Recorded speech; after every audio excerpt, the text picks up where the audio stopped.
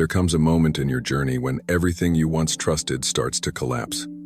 Friendships fade, opportunities vanish. Habits you loved suddenly feel heavy, pointless. It feels like life is pulling the rug from underneath you, but what if that's not destruction? What if that's alignment? This is the part nobody warns you about before a quantum shift. The old life has to dissolve before the new one can emerge. And that's terrifying because you're still standing in the gap. You're no longer who you used to be, but you haven't fully stepped into who you're becoming. The universe doesn't remove things to punish you. It removes everything that no longer matches your upgraded frequency. And if you don't understand this, you'll panic. You'll think you're losing control. But in reality, you're being prepared for the next level of existence. So if it feels like everything is falling apart, stay with me. This isn't the end. It's the beginning of the shift. And what happens next will depend entirely on how you move through this moment. The collapse before the shift. Before a quantum shift happens, life often feels like it's falling apart. Relationships end, jobs lose meaning, routines collapse, and you're left wondering why. But this collapse is not destruction. It's preparation. The universe clears the old so there's room for the new. Everything that is not aligned with your next level must dissolve before you can step into it. It's like trying to pour new energy into an old container it simply won't hold. The collapse strips away what no longer fits, so you can expand without the baggage of your past. This phase is often misunderstood. People think they're failing, breaking down, or being punished by life. But in reality, life is reorganizing itself around a new frequency you've started to embody. The shift begins internally, and external collapse is how the old reality responds. You cannot shift into a higher timeline while clinging to the comfort of your current one. The universe forces your hand by removing the safety nets you thought you needed. It does this not to hurt you, but to free you from attachments that block your next evolution. The collapse feels chaotic because your mind isn't in control of it. It's not something you planned, it's something your energy initiated. When your vibration rises, old realities naturally fall away. They no longer match the new version of you that's emerging. Sometimes the collapse happens gradually, like a slow unraveling of everything familiar. Other times it happens suddenly, like a tidal wave that wipes out your sense of stability. Either way, it's the same message. The old life cannot support your new consciousness. This is why spiritual growth often looks like destruction from the outside. You lose people, habits, and parts of yourself that were tied to an outdated identity. It feels like loss, but it's actually a release. You're letting go of what can't follow you into the next dimension of your life. The collapse strips you of illusions. It shows you what was built on fear, ego, or survival patterns. These structures are not sustainable in higher frequencies, so the universe removes them. What remains is the raw, honest version of you, the one that's ready to rebuild authentically. In this phase, you may feel like you're standing in the rubble of your old life, unsure of what comes next. That's normal. The collapse creates a void, and the void is where you recalibrate. It's the in-between space where the new self is formed, silently, patiently. It's important not to rush to fix the collapse. Most people try to patch the old life back together out of fear, but this only prolongs the process. Real quantum shifts happen when you surrender to the unraveling and allow the next version of life to reveal itself naturally. The collapse also dismantles your old sense of purpose. Goals that once felt urgent suddenly lose their meaning. This isn't failure, it's evolution. You're no longer driven by ego or societal pressure. You're learning to align with purpose that comes from within. Emotional upheaval is part of this collapse. You might feel grief, anxiety, or numbness. These emotions are not wrong, they're signals that the old energy is leaving your system. You're detoxing from attachments that kept you in patterns of limitation. Relationships change dramatically during this time. Some people will exit your life because they were only compatible with your past vibration. This can feel lonely, but it's clearing space for connections that match who you're becoming, not who you used to be. The collapse is not random, it's sacred. It's the universe responding to your soul's deeper request for change. Consciously or unconsciously, you chose this shift. And now life is reshaping itself around that choice, even if it feels messy in the process. Ultimately, the collapse before the shift is how transformation begins. It's the cosmic reset button. It looks like chaos, but it's actually alignment. When you embrace the fall, you prepare for the rise. And in that rise, you'll discover the life you were truly meant to live. The quantum law of destruction and creation. In the quantum world, destruction and creation are not opposites, they are partners. Every shift in reality requires the collapse of an old structure before a new one can take its place. This is not personal failure, it's universal law.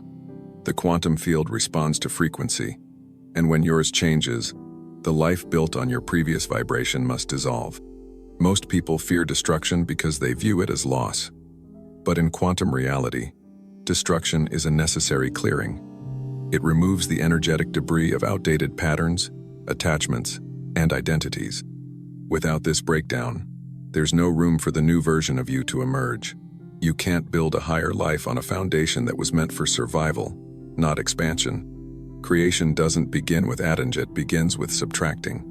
The universe first removes what no longer aligns with your next chapter. This can look like jobs ending, relationships shifting, or passions fading. It feels chaotic, but it's actually coherence in motion. The quantum field is adjusting your external life to match your internal frequency upgrade. Destruction in the quantum sense is not random, it's precise. It dismantles what can't hold the energy of your next level. Think of it like pruning a tree. You cut away dead branches not to harm the tree, but to help it grow stronger and bear better fruit. The same is true for your spiritual path. The law of destruction and creation is rooted in duality, dissolving into unity. Every ending carries within it the seed of a beginning. The collapse is not separate from, the breakthrough, it is the first step toward it. In fact, without the collapse, the breakthrough has no space to occur. In quantum terms, potential exists in infinite forms until it collapses into a specific experience. This is the collapse of the wave into the particle, the moment when energy becomes matter. Before that collapse, reality is fluid and limitless. But to create a new reality, the old one must dissolve. Your old self is tied to an old energetic blueprint. When you upgrade your consciousness, that blueprint becomes incompatible with your higher vibration. The universe responds by dissolving the structures built on the old code. This feels like destruction, but it's really the preparation for an entirely new architecture. Creation requires empty space. Just like a builder must clear the land before constructing a new home, the quantum field must clear outdated frequencies before manifesting new realities. This is why you often feel like life is falling apart before it starts coming together. The law of destruction and creation also applies to thought patterns. Limiting beliefs must be dismantled before new possibilities can emerge. You cannot think in terms of expansion while clinging to scarcity. The mind must release its old framework to allow new consciousness to integrate. This process also happens on a cellular level. Your nervous system is wired to support familiar experiences, but when you shift energetically, the body must recalibrate. This can feel like emotional chaos, but it's actually biological evolution, your system adapting to a new frequency of being. Most spiritual traditions teach this law in different forms: death and rebirth, ego death and soul awakening, breakdown and breakthrough. These are all expressions of the same quantum principle. To create the new, you must first release the old, no matter how attached you were to it. Ultimately, the quantum law of destruction and creation is not here to punish you, it's here to align you. It clears what no longer serves, so that you can step into the next version of your life. When you understand this, you stop fearing the collapse and start welcoming the transformation. The universe removes what no longer resonates. The universe works according to resonance, not preference. It doesn't give you what you want, it matches what you are. When your internal frequency rises, the universe starts removing everything that no longer resonates with the new you. This isn't rejection, it's realignment. As you shift into higher consciousness, the people, habits, and environments that once fit into your life begin to fall away. They don't match your new vibration, so the universe gently or sometimes abruptly removes them. This clearing feels painful at first, but it's part of the transformation. Sometimes the removal feels like loss.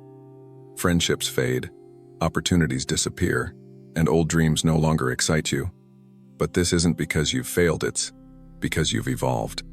The energy that kept those connections alive is no longer present. You've moved beyond it. When your vibration changes, you naturally attract new realities. But before the new arrives, the old must leave. The universe creates space by dissolving attachments that were tied to your previous frequency.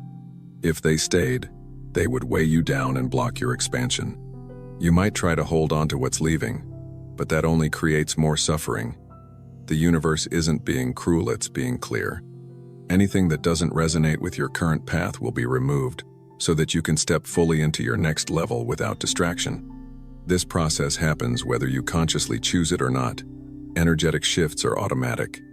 The universe doesn't negotiate with misalignment, it simply responds to it. When you raise your inner state, the outer world must adjust to stay in harmony with your new vibration. You'll notice this especially with relationships. People who drain your energy will start to drift away. Connections based on old patterns will dissolve. This isn't because you're better than them, it's because your energies no longer sync. It's not personal, it's vibrational physics. The same thing happens with environments. Places that once felt comfortable may start to feel heavy or wrong. Your soul is guiding you toward spaces that match your evolved state of being. This is how the universe clears the path for more aligned experiences. Even your own habits will shift. Behaviors that once felt normal, like gossip, overthinking, or seeking external validation, will lose their appeal. This is not discipline, it's resonance. You naturally let go of what no longer matches your upgraded frequency. When you resist this process, you create tension. Trying to hold on to the old while stepping into the new creates inner conflict. The universe keeps removing what doesn't resonate, and if you keep grabbing it back, you delay your shift. Surrender allows the process to unfold more gracefully. This is why spiritual growth can feel like isolation. The universe removes what no longer resonates before replacing it with new connections and opportunities. There's a gap between the release and the arrival, but that space is sacred. It's where the next chapter takes form. In the end, the universe isn't taking things from you. It's clearing the clutter so you can live in alignment. What's meant for you will match your new vibration effortlessly. And what leaves is not a loss, it's a signal that you're stepping into a higher version of yourself. The identity death, why it feels like losing yourself. When a quantum shift happens, the first thing to collapse is not your external world, it's your sense of self. This is what people call identity death. It feels like you're losing yourself because, in many ways, you are. The version of you that existed before the shift can't survive in the new vibration. Identity death is not a metaphor, it's a real psychological and energetic process. The roles you played, the labels you wore, and the stories you told yourself start to dissolve. Suddenly, the person you thought you were doesn't feel real anymore. This can be terrifying because the mind craves continuity. You might feel like you don't recognize yourself in the mirror. The things you used to enjoy don't excite you. The goals you chased lose meaning. It's as if the operating system of your life is shutting down, but the new one hasn't installed yet. This in-between space feels like a void. The ego panics during identity death. It sees its collapse as a threat to survival. But the ego is not being destroyed. It's being restructured. The false self that was built on fear, approval, and attachment is crumbling so the authentic self can emerge underneath. This process often feels like emotional chaos. You may swing between numbness, anxiety, grief, and confusion. These emotions are not mistakes. They're signals that the old framework is breaking apart. Your nervous system is adjusting to a reality without the comfort of your past identity. Many people try to run back to their old selves when this happens. They return to toxic relationships, unfulfilling careers, or familiar distractions because it feels safer than the unknown. But forcing the old life back only prolongs the suffering. You can't unsee the truth once awakening has started. Identity death also brings a sense of disconnection from your past achievements. You may no longer feel pride in the things you worked hard for. That's because those accomplishments were tied to the person you no longer are. Your soul is asking for a deeper sense of purpose now. This phase can lead to isolation because it's hard to explain what you're going through. Friends and family may not understand why you've changed. You might feel like a stranger in your own life, surrounded by people who still expect you to be the old version of you. Dreams and desires also shift during identity death. What once felt like your life's mission now feels hollow. This isn't failure, it's evolution. Your consciousness is moving toward a new set of values, goals, and intentions that are more aligned with your authentic self. One of the hardest parts of identity death is letting go of control. The mind wants to rush into a new identity immediately to avoid discomfort. But this isn't about rebranding yourself, it's about allowing something deeper to emerge organically, from within. Patience is key during this process. You can't force your next self to arrive on your timeline. The universe works through energy, not urgency. The more you surrender to the unraveling, the faster you'll integrate the new layers of who you're meant to become. In the space of identity death, your sense of time may distort. Days blur together. The future feels invisible, and the past feels irrelevant. This happens because you're stepping out of linear thinking and into a more expansive awareness of life beyond the ego. Eventually, the panic softens. You begin to realize that you're not actually losing yourself. You're shedding a version of you that was built for survival, not for truth. What feels like death is actually the birthing of your next level of consciousness. From this new space, you start to rebuild your life, not from societal expectations, but from inner resonance. You begin to choose actions, relationships, and goals that reflect who you truly are now, not who you were trying to be before the collapse. Identity death is not the end, it's the portal. It's the sacred dismantling of the old self, so the soul can step forward. And once you cross through this space, you won't find the you lost, you'll find the you've always been underneath it all. Surrender to the unraveling. Surrender is the hardest part of transformation because it requires trust in the unseen. When life starts unraveling, the instinct is to fight it, to hold tighter to control, to cling to the pieces falling away. But the more you resist the unraveling, the more painful it becomes. The universe removes the old not to punish you, but to prepare you. Yet the mind labels this process as failure. It panics because it doesn't know what comes next. Surrender is the act of calming the mind and allowing the process to unfold without forcing an outcome. Most people are conditioned to fix, repair, or rebuild immediately when things fall apart. But in spiritual awakening, fixing is not the answer, feeling is. You have to sit in the unraveling, letting it dismantle what no longer serves, even if you don't yet understand why. Surrender is not passive, it's an active choice to stop resisting what is. It's not about giving up on life. It's about giving up the illusion that you are in control of every detail. When you release the need to micromanage the shift, you create space for new alignment.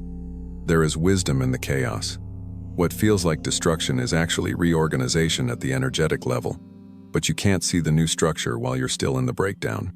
Surrender allows the invisible blueprint to unfold naturally, in its own timing. Unraveling strips away false certainty. It takes away the things you thought you needed to be safe.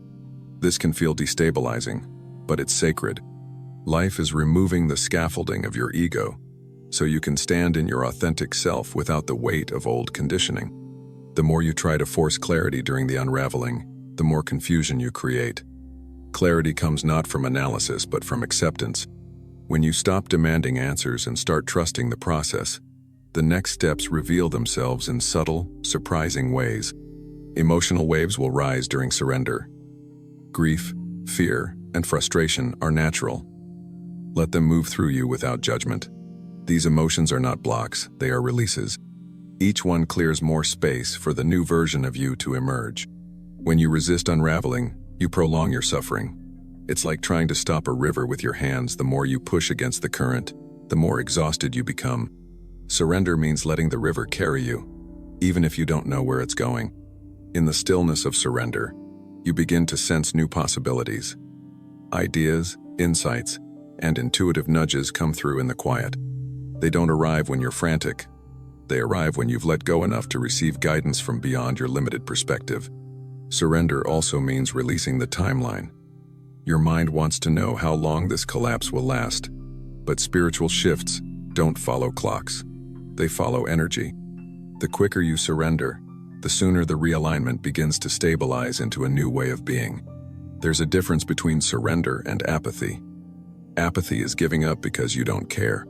Surrender is letting go because you do care, because you trust there's something wiser unfolding beyond what you can currently comprehend.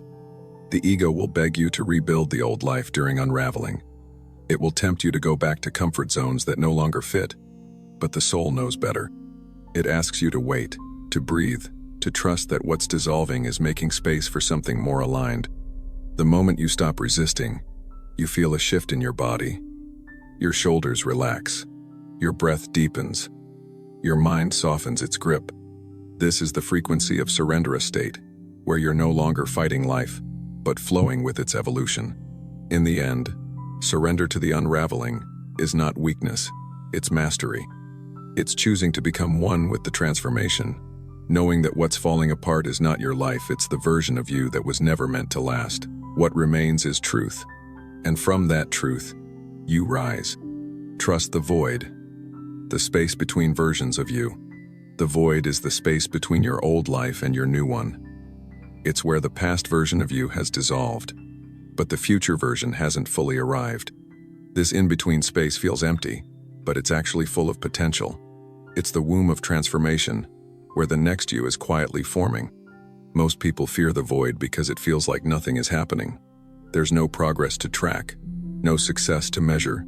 But that's the point. The void is not about doing, it's about becoming. It's a pause between identities where stillness creates the next shift. In the void, your usual reference points disappear. The goals, habits, and routines you used to rely on no longer feel right. You're not lost, you're transitioning. The universe has pressed pause on your old timeline so you can recalibrate before stepping into a new one. The void tests your trust. It asks you to sit with uncertainty without rushing to fill the space. This is where most people struggle. They panic and try to rebuild the old life just to feel safe again. But true transformation only happens when you allow the void to do its work. Energetically, the void is a cleansing zone. It purges the leftover fragments of your former self, so you don't carry old baggage into your new reality. This release can feel like loneliness, confusion, or numbness, but it's actually a purification of your field. In the void, your mind wants answers. It wants to know, what's next? But the void isn't a place for answers. It's a place for surrender. It's where you release the need for control and trust that the path is unfolding in ways you can't yet perceive. This space can feel like being suspended in midair. You've left the ground of your old life, but you haven't landed on the new one. It's disorienting because you're not used to operating without a clear identity. But this suspension is where real growth happens. The void is not punishment, it's preparation. It slows you down so you can integrate the lessons of your past before moving forward. If you skip this phase, you risk building the new life on unstable foundations. The void ensures you're ready for the next level. In the silence of the void, you develop new senses. Intuition sharpens. Awareness expands. You start to feel guidance from within instead of looking for it outside. This is how the universe trains you to trust yourself more deeply, beyond logic and surface-level thinking. Sometimes the void lasts days, sometimes months. The duration doesn't matter. What matters is your willingness to sit with it. The more you embrace the stillness, the more gracefully the transition unfolds. Resistance only prolongs the process. The void also helps you detach from old narratives. Without your usual roles and labels, you begin to ask deeper questions. Who am I without my achievements? Who am I without my struggles? These questions strip away illusions and bring you closer to your true essence. Emotional waves are normal in the void. One day you might feel peace, the next day frustration. This fluctuation is part of the recalibration. Your system is learning how to stabilize in a new vibration, and that takes time. Be patient with the process. The void teaches you to trust timing.